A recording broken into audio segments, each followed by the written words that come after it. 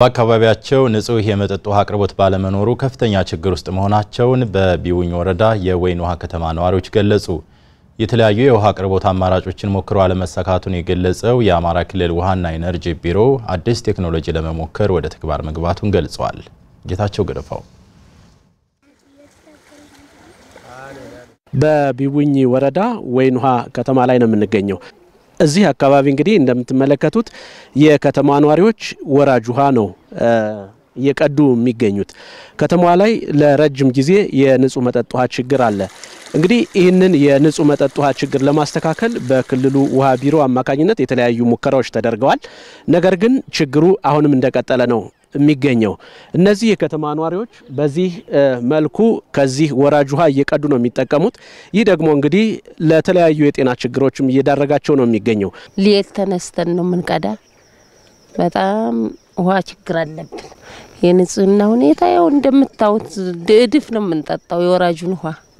ህብረተሰቡ ለበሽታ እየተጋለጠ ነው የሚቀመጠው። በ2014 ዓመተ ምህረት ችግሩን ለመቅረፍ ሲባል በክልሉ ውሃ ቢሮ አማካኝነት እዚህ አካባቢ የጥልቅ ጉድጓድ ቁፋሮ ተቆፍሯል። ነገር ግን የጥልቅ ጉድጓድ ውሃው በዚህ መንገድ አገልግሎት ሳይሰጥ በዚህ ሁኔታ ላይ ይገኛል። ምንም በቃ ይሁን እንደምታዩት ይሄንን ነው የሚጠቀም።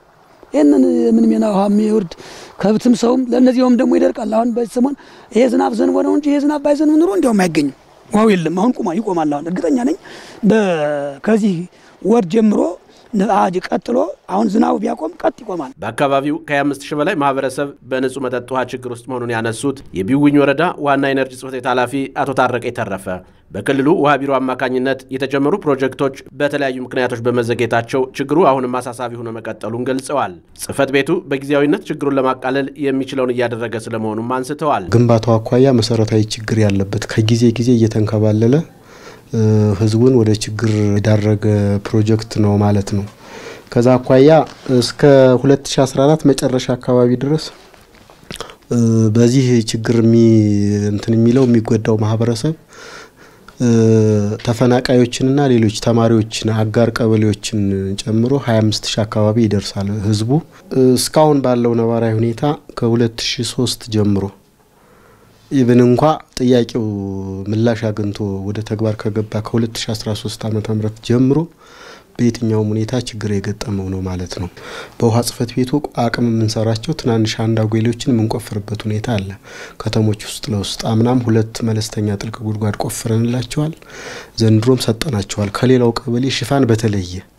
ነገር ግን ዋናውን ፕሮጀክት አስገብቶ ማህበረሰቡን የበለጠ የተጠቃሚነቱን ለማረጋገጥ ግን እየተሰራ ያለው ስራ በተለይ የተጀመረው ፕሮጀክት ውጤታማ ከማረጋ አኳያ መሰረታዊ ችግር ያለበት ነው። የወይን ውሃ ማህበረሰብ ረዘም ላሉ ዓመታት በንጹህ መጠጥ ውሃ ችግር ውስጥ መቆየቱንና የመልካም አስተዳደር ችግር ሆኖ መዝለቁንም የአማራ ክልል ውሃና ኢነርጂ ቢሮ ገልጿል። የከርሰ ምድርና የገጸ ምድር ውሃን በመጠቀም ችግሩን ለማስተካከል የተደረጉ ጥረቶች በተለያዩ ምክንያቶች ውጤታማ ሳይሆኑ መቅረታቸውን በቢሮው የመጠጥ ውሃ ዘርፍ ምክትል ቢሮ ኃላፊ አቶ ተስፋዬ አባቡ ገልጸዋል። በአሁኑ ሰዓት ሌላ አዲስ የቴክኖሎጂ አማራጭ በመገኘቱ ወደ ስራ መግባታቸውንና ሂደት ላይ መሆናቸውንም አንስተዋል። አንድ አዲስ ቴክኖሎጂ ተገኝቷል። እሱን ቴክኖሎጂ ጫራታ ላይ ለማውጣት የጫራታ ዶክመንቶች እያዘጋጀን ነው። ወደ ጫራታ ለማውጣት ሂደት ላይ ነው ያለነው። ወንዙን የነበረውን የመጠጥ ውሃ ተቋም ፋንክሽናል አድርገን ያመጠጋገን ያስፈልገዋል። በርካታ የተበላሹ እንትኖች ይኖራሉ። እሱን ጠግነን ይሄንኛውን ውሃ ማጠጣ ብንችል የዛን ጊዜ የነበረው የማህበረሰብ ብዛትና አሁን ያለው ይለያያል። ሁለቱ ዶክመንቱ ኦልሞስት እያለቀ ነው።